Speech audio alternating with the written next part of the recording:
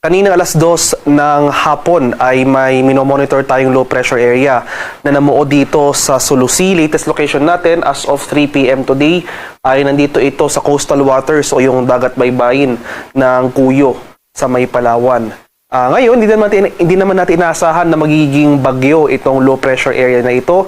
Gayunpaman, ngayong hapon hanggang bukas, makakaranas tayo ng makulimlim na panahon at mga kalat-kalat na pag-ulan na may pagkulog at pagkidlat dito sa buong Visayas, dito rin sa buong area ng Mimaropa, Calabarzon, Bicol Region, pati na rin dito sa Metro Manila. Kaya sa mga nabagit na lugar, especially itong area ng Palawan at itong section ng Eastern Visayas, maghanda po tayo at maging alerto sa mga banta ng pagbaha at pagguho ng lupa dahil ngayong hapon hanggang bukas ay tuloy-tuloy pa rin yung mga pag-ulan na ating mararanasan. Dahil naman sa easterlies o yung mainit na hangin galing sa Karakatang Pasipiko, makakaranas rin tayo ng mataas na tsansa ng mga kaulapan at pag-ulan dito sa buong Mindanao.